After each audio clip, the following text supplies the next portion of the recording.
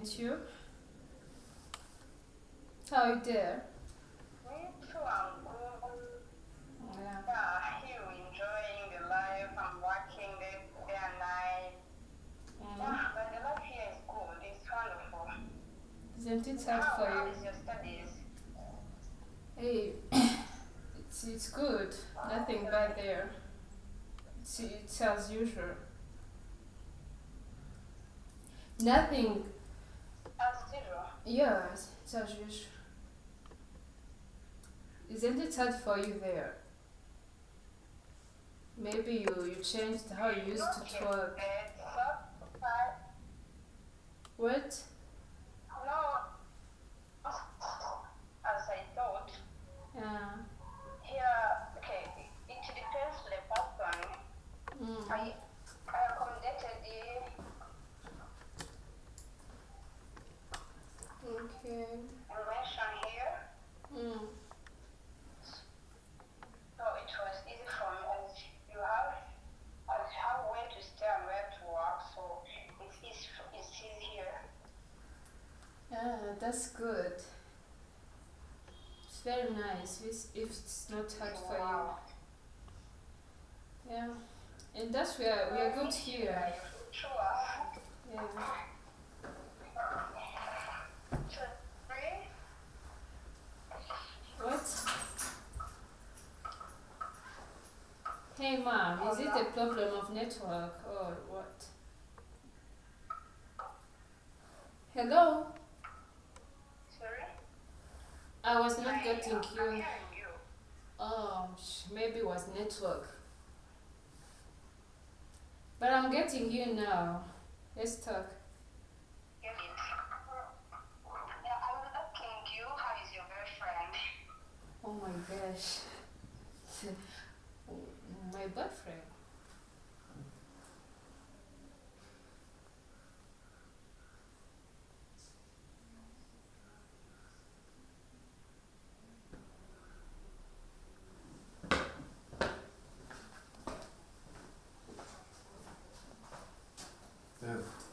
Yes, imeze ute se?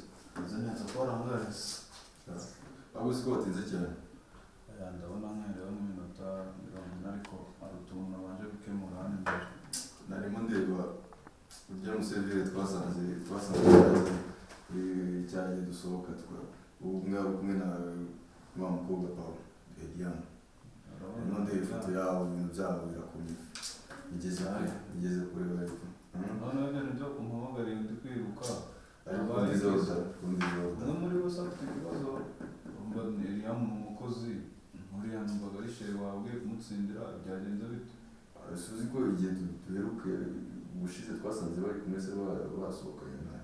Ndabyibuka. Yego, amakuru mfite hano rero ntabwo ari ibintu bisanzwe kuvuga ngo umukozi ngo yasohokanye n'umuntu bisanzwe. Baramenyeranye ni kuva na kera. Hano mfite igihamya neza ko ibintu byataye atari iby'akanya mwanya. Ngeze imbere ndumva bikaza noneho ndumva ikibazo cyawe gisaba ubona se ko n'uyu munsi nakoreye mu rugo no kujya kuri office ni ikibazo. Ndibaza ukuntu umuntu nka uriya ashobora kundizoda mu mutwe. Hase ko ari ibintu mwibaza undi w'umuntu wakurizoda ni mu bwoko ki? Urya rero uriya wabona umuntu yakubujije no kujya ku kazi. Ubwo ngiye ngize ngo ufite ibibazo hano afite agashuti kiwe rwose natakama cyemeza uburyo ki urukundo rwabo ari umugozi udashobora gucika. Zana numve nawe ndabyemera byiyumvira wagira ngo gukina kumera. Sigiye bene agashuti ke kamenye Kayenga numve njye ntabwo ndi kubyemera neza.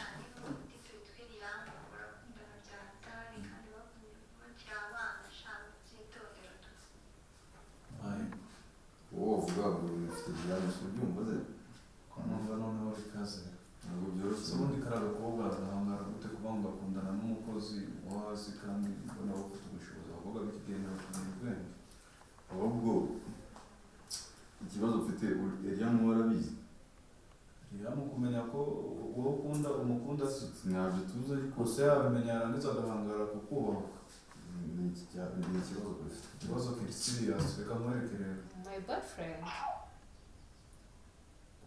Yeah, why are you surprised? Don't you have a boyfriend? Nah, very surprised. I don't know how you get that information.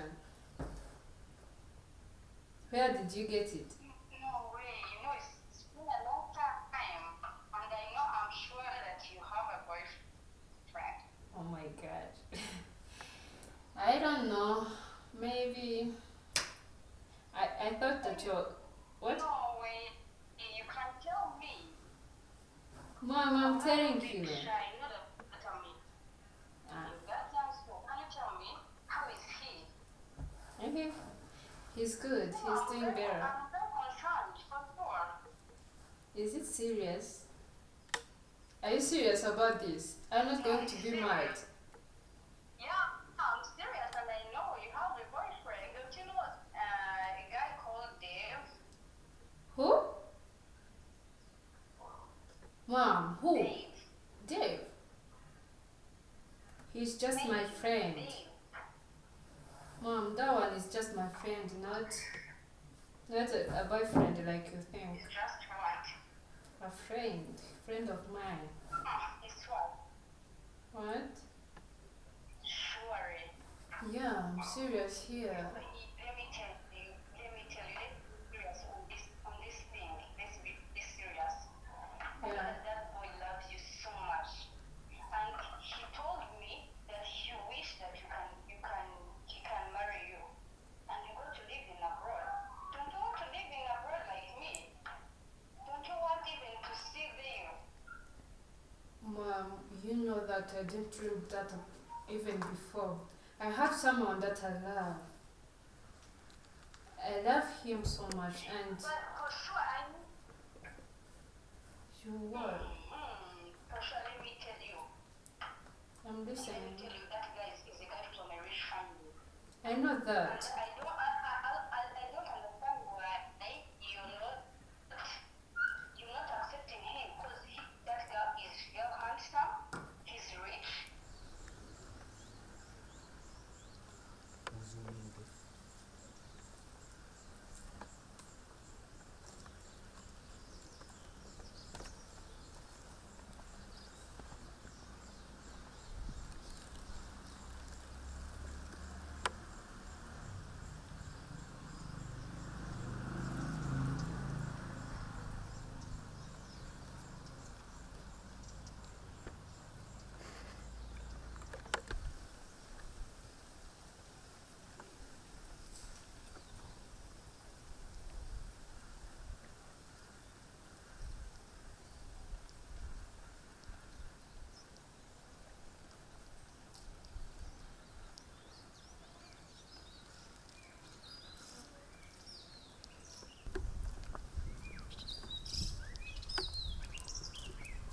Yewe uzi ko wari uncitse kandi nari ngeze aho wari nashakaga. Nshakiraga iki? Okay. Mbere na mbere nitwa Cynthia. Bari bandangiye ko hano iwawe harimo amazu akodeshwa. Esha amazu ko natanze siko nayamaze. Nese ko nkeneye cyane. Umva yari isigayemo nayitanze ejo bundi hashize n'iminsi 3 nuko nyira atarayizamo ariko yaranyishyuye tu urihangana. Niba atarayizamo nta kuntu nyine. Nta kuntu kiro byumva gute kandi yaranyishyuye. Nese ko nkeneye cyane wambara. Urashakira ahandi nta kibazo. Ndakwingiza no kurinda nkeneye cyane kuko nazengurutse ahantu hose. Mburinzi. None sinabigenza gute? Urumva nabigenza gute? Wanyumvise. Wenda kukumva ibyo kuvuga nibyo ariko narayitanze ihangane rwose. None se mbigenze gute kandi? Bijya nyine urihangana pe nakunda ahubwo ndi kwihuta. None mbigenze gute? Ndakwingiza no kuri cyakunze kandi ndashaka cyane kuko Wiki? ndashaka cyane. Kandi ahantu hose nabuze inzu kandi zino kose ndi mushya ntabwo ntazi neza. Urihangana pe urihangana kabisa nawe ngiye guhemukira undi muvandimwe. Yaranyishyuye. Ndabigira. Nkangana. Kumva ngaho ndi bibone nta handi kuba atarayizamo haracyari amahirwe kuko Ayaye mahirwe buriya urama ngahe se basi arutayo yamaye. ya akazi mfite ntabwo namutango wenda biterwa n'uko nzi ariko ntabwo nabitanga. Guki? Imisozi yose turayizenguruka Komisiyoneri wawe azi ibyo akora ntabwo none ngo ngeza amafaranga niyo afite gusa ngo yabuze inzu. Wazanye n'ibikoresho umushinga ngiye mbo nashakaga kuba nkwishyuye amezi ane ko ndateganya ko nazagenda vuba ubwo ngubwo kandi yari yambwiye ko ukwezi ari 100,000. n'umwaka wawushyiraho nta kibazo. oya reka nkwishyure amezi ane Eh, nta kintu bitwaye ubwo ni 400,000. ngo urabona nyine mu buryo bwo kwirinda imizigo amafaranga ni ugukoresha ikoranabuhanga nibyo rwose. yakwishyura kuri konti yawe ndakeka tugomba gushaka umuti bishyushye bikiri mu maguru mashya kugira nyine nawe kuko ndabizi si wamuhara ushaka kumuhara ushatse gusobanura iki se? none se nyine niba wumva bakundana urumva ikindi nawe nsobanura ariko usibye gushaka ukuntu nyine batandukana neza umukobwa ukamutsindira. Ni mu buhe buryo nyine? Wowe urumva ni ibintu batangiye bakiri abana. Umukobwa nta wundi muntu ushobora gukundana nawe atandukanye na kariya gasore. None se uri kumubwira ati okay, ntabwo mbyumva neza. uretse gatoya njye ndumva afite igitekerezo. wowe ubwo kandi utanga ibitekerezo aho gushaka kwirukana Eliam ajya ari gutekereza hano mujye mu Kumwirukana ngomba kumwirukana. ngaho uramwirukana none Ndahanganira nawe nyumva neza wowe ushaka kubona umukobwa nuvubuka ni akazi kawe akiri menshi mukunda gukora n'ikibazo cyo guhubuka dore ikintu ugomba gukora wowe kari agasore urumva karaciriritse nyuma bakegereza ukazamura mu bijyanye n'ubukungu umukobwa ukamusedusinga akabona ko uri umuntu mwiza ubwo nubwira akunda uriya nta kindi abakobwa bakundira umuntu niba adakundira umuntu amafaranga bamukundira imico myiza ye noneho wibaza wowe nuba ufite imico myiza ufite n'amafaranga ni ukuvuga ngo araza gusanga imico myiza ingana na Eliam noneho asanga ufite n'amafaranga icyo cyo bamurusha ni ikintu kimwe ikindi cya kabiri bishoboka ni ukuvuga ngo Eliam ngewe bimparire nkwereke ukuntu kuba inshuti yanjye nawe kuba tuvuga ubucuti ngewe ntambe igitambo cyo gukora ibikorwa byawe bigukorere kuko ubyikoreye byagaragara ko ari ukubangamo ufite ikibazo ndagira ngo umufate umuzamure umwegereze noneho ibindi bikurikiranye uzabindikire nkwereke ibintu ngukorera ufashe mwaka kahatari koroshye ibyo bitanagoye ariko ibyo umbwira byose ndabyumva ariko ugomba gutekereza ko nta kosa rigomba kubonekamo kuko bishobora guteza ikibazo muri kampani. Umuganga yitwa Diaz.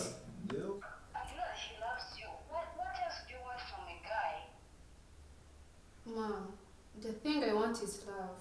Someone whom I love so much. Whom I serve. I don't serve that guy. Yeah, I know that he's rich, but he's not the one that I dream to live with.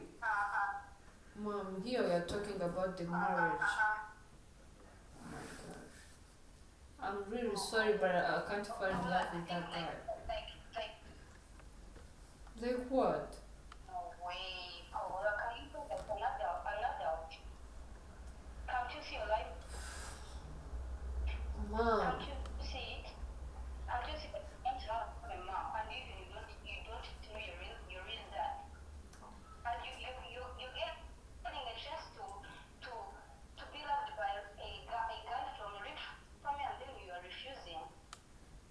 Mom, I know all of that. I know that I don't have a mom. And I know that I don't even have a family, but you know what? Yeah, why didn't you think in training that guy? He's from a rich family. But don't you know his father? His father is the one who owns even that company that we working in and the other companies. Mom, let me tell the truth. Your mom worked for who? You know what? But oh my gosh, listen to me just once. I have someone I love, and I know you know him. You know him.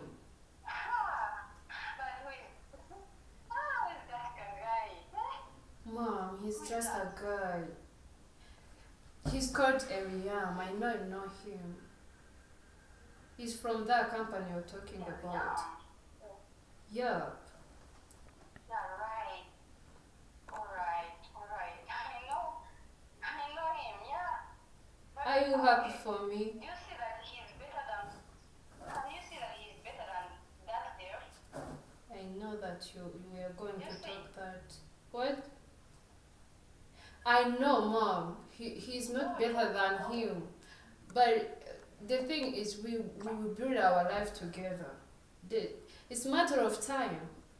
I do think that it's a matter of time. Yeah. Refusing a rich guy, then accepting a young with nothing. Seriously, I don't love that guy. And I think that I will never. What? Mom, please listen to me. You know what? Mom, Okay, you know. it's not about spoiling you. Okay, I'm happy with your choice, for sure. Thank you. You know that it's a wish for all the girls in Africa. Mom, it's not about that. All the things I'm talking about is all about the love.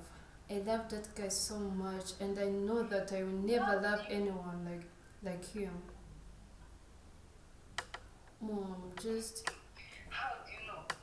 How do you know that Dave doesn't love? Even rich guys, I know that they love. Why can't you accept his love? Mom, but it's Let possible. me tell you an advice. Don't. Am I not having the choice? It's possible. What? Oh, this is an Okay, improvement. let me tell you. Okay, you know what? I'm happy with your choice, but let me tell you. Think twice about these words that I tell you. Like marrying a man who loves you so much is the thing which is so important to every girl. Because for us girls, we're not attracted by, like, okay, let me say it like this: we don't love. You know what? If you get a man who loves you so much and gives you care, and okay, let me. What? You know, I respect your choice, Yep. but think about. Okay, I will have second thought on that. Let me say goodbye. You know what? I'm going in the job. I know that the time is rushing out. Paula. Okay, goodbye. Paula. Wait, I'm listening to you. Goodbye. I'm going on the job. Bye. Yeah, goodbye. Yeah, have a nice moment. Yeah, I'll call you later. Thank you. Yeah, I'll call you later. And you too. Yeah. Thank you for your call. Nese uratekereza cyangwa nawe utekereza inzu bambaye 100,000 urama 50 ubwo ubaze bishoboka nose ndikimara bingana bite ese wanyumvise nose ndakumva gute ongera amafaranga guhinza basi noneho mvuge ni basi ndamusimbuje kubera atanze amafaranga menshi none se ndahitanga ku 50 narayitanze ku 100,000 inyungu iri hehe ngira hayo ni inyungu iri buriya kugira ngo noneho nguhinzo nyime ubona narayihaye wenda oya ntabwo bishoboka amafaranga utuye ntayo mfite ariko ibindi bitanga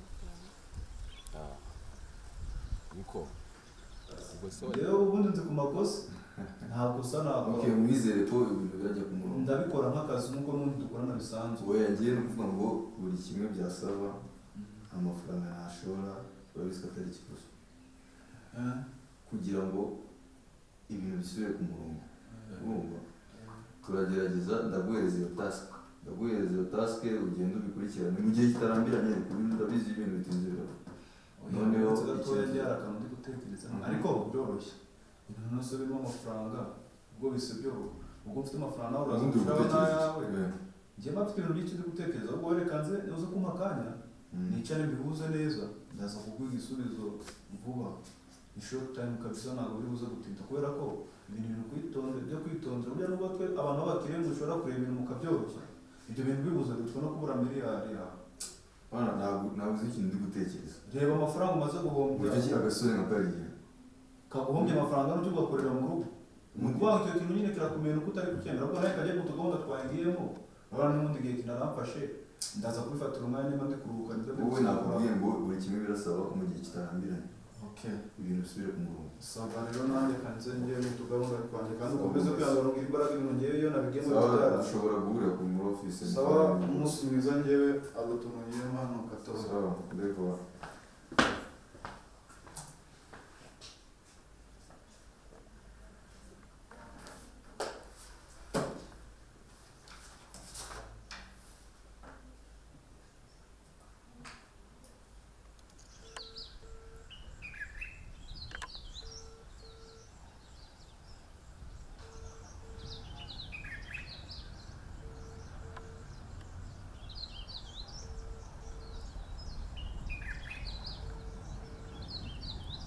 Sari boss umeze neza inzu nazurije rero uranyegera amafaranga ku mafaranga wamaye oya byaba 150 oya ça va birumvikana nyine nashyizemo amarangi nshyiramo amatara mashya ikindi kandi navuguruye na za toilette byose na za douche oya urabyongera kabisa sawa sawa nose mukobwa mwiza shabagize ngo se niko inzu yabaye yawe yabaye yawe kuri kondisiyo nyine ndi umuntu ubona ko nyimye abandi urabyumva uteze nyine mbwira urabyumva ute urakoze cyane hanyuma rero ugiye kuzayizamo ngo n'imfunguzo ariko ukwezi kwa mbere tuzakumarana mu nzu hari ikibazo sawa rero ubwo ejo uragaruka nguhe imfunguzo ibindi tubirebeho nyuma none se hari aho wari ugiye handi ubu twajyana nanjye igihe hari ku kinamba niyo imodoka yanjye iri tukajyana nta kibazo ahandi se wari umeze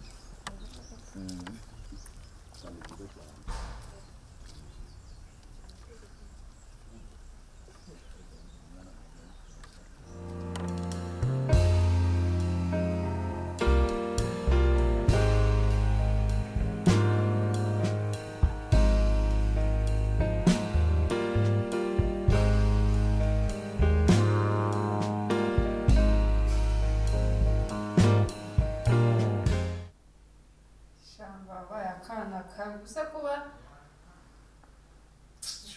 gusa naheruka online niyo mpamvu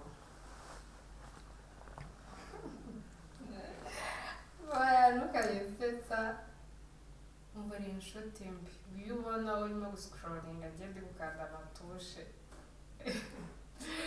yumva gute kweri shaho muzakore harya babyita nka kimwe fundraising kujya numva muzayinkorera muma ku mafaranga ashaka kuri phone mwana nababaje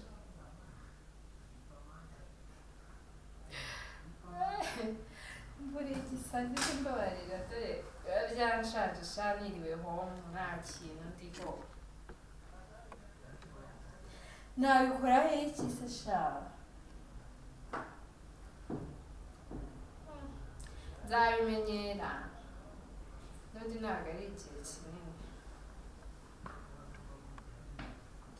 ndaryamye nyine gusa muri salo mwada amatushe yanjye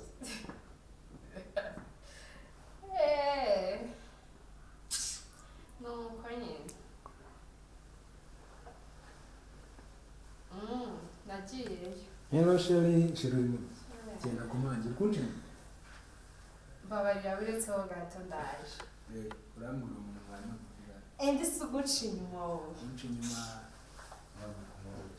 amaguru se nyine asigira inyuma rero ukuntu maze kubyibuha ese byibuha reba waransumbye cyane mwese njya kugeza cyane araranyica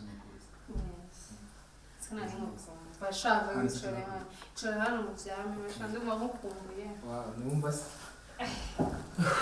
sikabyibagiwe se none sheri warabyibushye maze wambabariye cyagiye twa tubazo twenda kukwicara ukuntu wari umeze yase shaka ko ari ibiza bigahita jya unyihera udukesi rero ko ntabyibuha umeze neza uze neza se hakuwa n'inkunga wiriwe uracyakoresha telefoni iyi telefoni imfasha gukundana na Paula wanjye n'abandi bantu benshi nta kindi wavuga udashyizemo ibintu byo gufunga wagiye kagufuha nzayikugurira niko mbere ubundi uzashaka kuba bwoko ako wagiye ugakumbaza ibintu byose ese ubona navuga ko ushaka iyo phone nawe utekereza nyine ngo phone zigezweho like nka iPhone